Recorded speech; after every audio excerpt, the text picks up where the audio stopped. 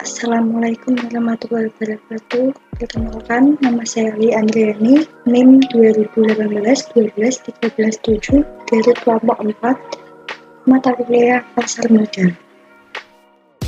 Di sini saya akan menjelaskan tentang stock value atau penelitian saham. Pengertian dari saham adalah aset finansial yang dapat dijadikan investasi. Penilaian saham dilakukan untuk menentukan apakah saham yang akan dibeli atau dijual akan memberikan tingkat return yang sesuai dengan tingkat return yang diharapkan. Kemudian ada konsep nilai saham, yaitu 1. Nilai nominal.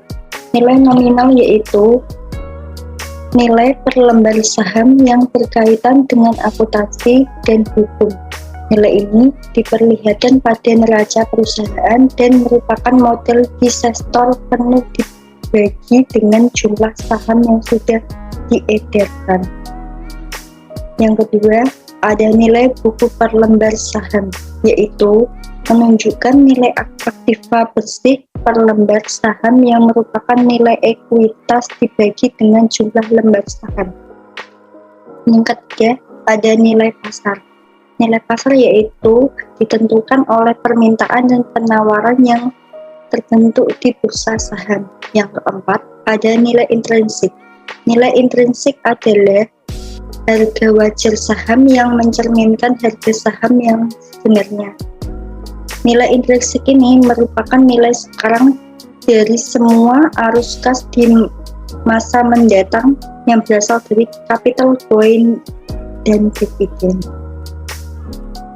Kita masuk ke karakteristik saham.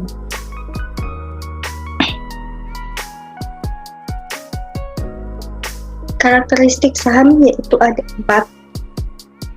1. Berhak atas pendapatan perusahaan berupa dividen. 2. Berhak atas harga perusahaan jika perusahaan dilikuidasi diurutkan yang terakhir. 3. Memiliki hak suara dalam rapat umum pemegang saham atau RUPS. 4. Tanggung jawab terbatas. Klasifikasi saham ada 1. Berdasarkan nilai kapitalisasinya terbagi menjadi 3 jenis, yaitu big cap.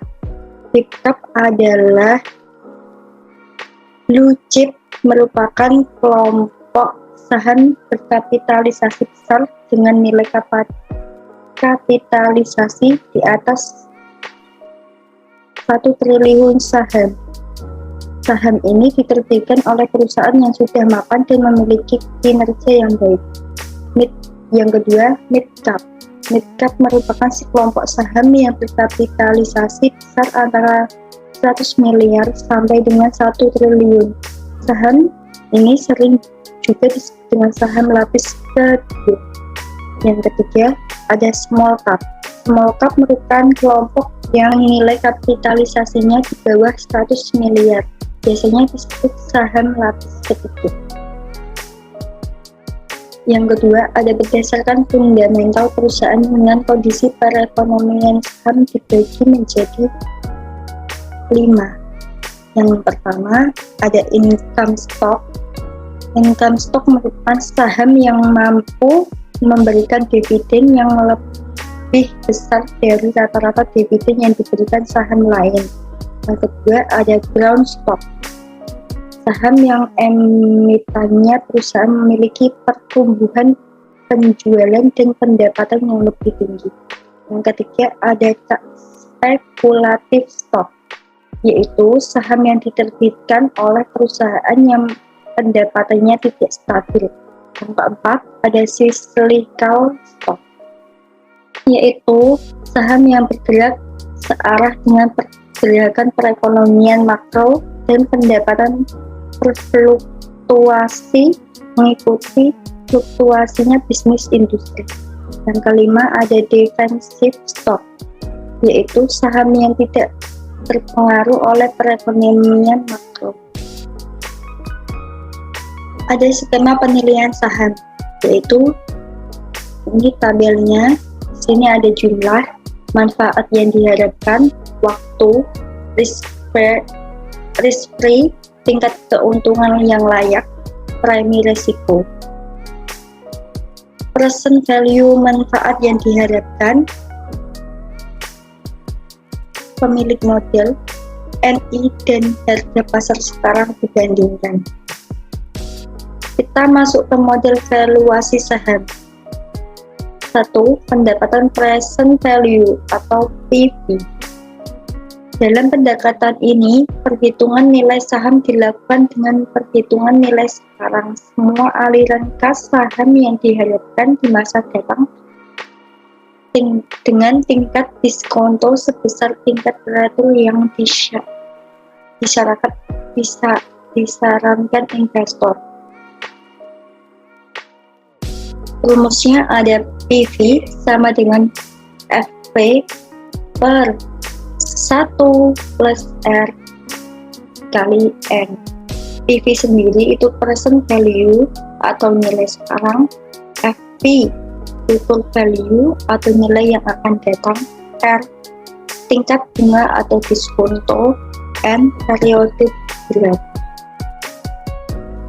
Pendekatan price earning ratio atau yang disingkat dengan PER, rasio antar harga per lembar saham saat ini dengan EPS, earning per share. Faktor-faktor yang mempengaruhi PER. 1. Rasio laba yang dibagi dengan dividen atau dividen paid ratio sama dengan 1 MENB. Tingkat keuntungan yang disyaratkan oleh investor. 3. Pertumbuhan dividen. Rumus dari PER adalah PER sama dengan harga saham saat ini atau yang disingkat dengan PO per EI, yaitu perkiraan pendapatan per lembar saham. Hubungan harga saham dengan EPS. EPS merupakan ukuran hasil earning yang diperoleh untuk tiap lembar saham yang dimiliki oleh investor pada periode tertentu. Rumus dari EPS yaitu EPS sama dengan laba bersih dibagi dengan jumlah saham yang berada. Analisis cross-seksional. Yang pertama adalah dengan menggunakan PV dividen. Yang kedua dengan pendekatan faktor yang mempengaruhi PER adalah pertumbuhan dividen, berarti jumlah laba. Analisisnya dengan dilakukan dengan perhubungan PER dengan G-nya. Sekian dari presentasi hari ini.